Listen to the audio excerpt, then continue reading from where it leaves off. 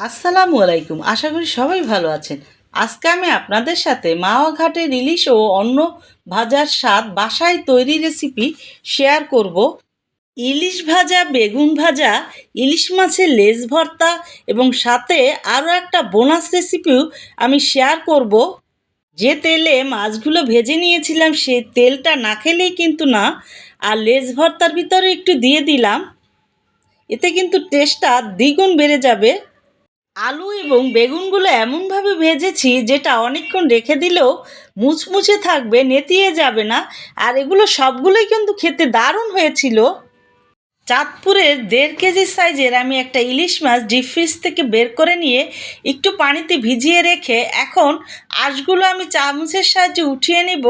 আর মাছটা কিন্তু আমি বরফ থাকা অবস্থায় কেটে নিব, তাহলে ভাজার সময় সুবিধা হয়। আর বেগুনও নিয়েছি 3টা বড় সাইজের। এখন এগুলো ভালো করে একটু প্রথমে ধুয়ে তারপরে প্রথমে আমি মাছটা কেটে নিব।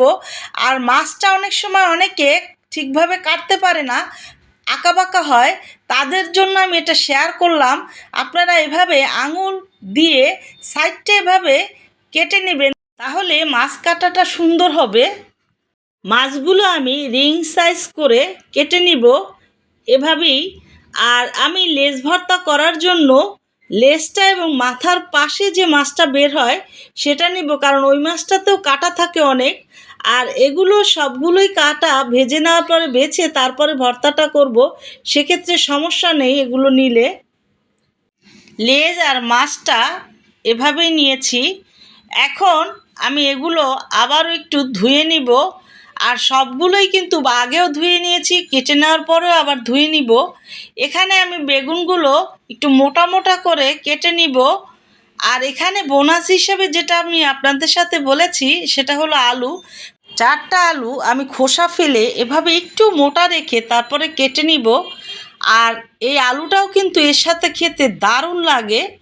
এখন এই সবগুলো আমার কাটা হয়ে যাওয়ার পরে আমি এখন ধুয়ে নিয়ে পানিটা ঝরিয়ে নিয়ে সব কিছুর সাথে এখন মশলাটা মাখিয়ে নিব। এখানে আধা চামচের একটু বেশি হলুদের গুঁড়া, 1 চামচ মরিচের গুঁড়া এবং স্বাদ মতো লবণ দিয়ে আমি আলতো হাতে এগুলো একটু মশলাগুলো ভালো করে মেখে 10 মিনিট রেখে দিব। তাহলে মশলাটা ঢুকলে মাছগুলো ভাজার পরে খেতে দারুণ লাগে। এবং বেগুন এবং আলুটাতেও এই একই মশলা আমি ব্যবহার করব। স্বাদমতো লবণ, আধা চামচের একটু বেশি মরিচের গুঁড়া এবং আধা চামচের একটু কম হলুদের গুঁড়া দিয়ে 3 টেবিল চামচ উঁচু করে নেওয়া কর্নফ্লাওয়ার দিব। এবং এই কর্নফ্লাওয়ারটা দিলেই কিন্তু বেগুন এবং আলু ভেজে নেওয়ার পরে অনেকক্ষণ মুচমুচে থাকবে, নেতিয়ে যাবে না। এখন একটু ঝাঁকিয়ে নিয়ে এভাবে হাত দিয়ে আবার মেখে রেখে দিব। চুলায় একটি বড় সাইজের সসপ্যান দিয়ে এখানে আমি 1.5 কাপ সরিষার তেল দিয়েছি। আর এই ভাজাতে কিন্তু সরিষার তেল অবশ্যই ব্যবহার করতে হবে। এবং তেলটা হালকা একটু কুসুম গরম হয়ে গেলে আমি এখানে 12-13টার মতো শুকনো মরিচ একটু কম হিটে ভেজে রেখে উঠিয়ে নিব। এই মরিচগুলো আমি ভর্তাতে ব্যবহার করব এবং খালি খেতেও। এখন আমি মরিচটা উঠিয়ে তেলের ভিতরে মাছগুলো দিয়ে আমি এপিট ওপিট উল্টে একটু সময় নিয়ে তারপরে ভেজে নিব মুচমুচে করে, লাল লাল করে আর কি। জালটা কিন্তু মিডিয়াম এবং হাইয়ের কাছাকাছি রেখে তারপরে সবগুলোই আমি এভাবে ভেজে নিয়েছিলাম।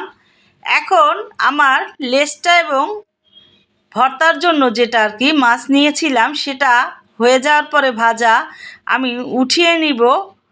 তেলটা একটু বেশি দিয়েছি কারণ মাছটা ভেজে নেওয়ার পরে এই তেলের ভিতরেই আমি বেগুন আলু ভেজে নিব। আর তাহলে বেগুন আলুটাও খেতে কিন্তু মাছের স্মেলটা ঢুকে, সেজন্য খেতে দারুণ লাগে। আবার এই তেল দিয়েই কিন্তু আমি ভাতেও কিছুটা পরিবেশন করে নিব। আর ভর্তার ভিতরে দিব লেজ ভর্তায়। ইলিশ মাছ যেহেতু একটু তৈলাক্ত মাছ, সেজন্য এটা কিন্তু ভাজতে বেশি সময় লাগে না। এখন আমি লেজ ভর্তাটা এভাবে একটা পরিষ্কার গ্লাসে নিচে এভাবে চেপে চেপে ভেঙে নিয়ে তারপরে কাঁটাটা বেছে উঠিয়ে নিব। আর এই ভর্তাটা এভাবে সব রেডি করে তারপরে ভাত খাওয়ার একটু আগে তারপরে মাখিয়ে নেবেন, তাহলে দেখবেন খেতে দারুণ লাগে। বেশিক্ষণ আগে মেখে ভর্তাটা তৈরি করে আর কি রেখে দিবেন না, তাহলে খেতে কিন্তু ততটা ভালো লাগে না।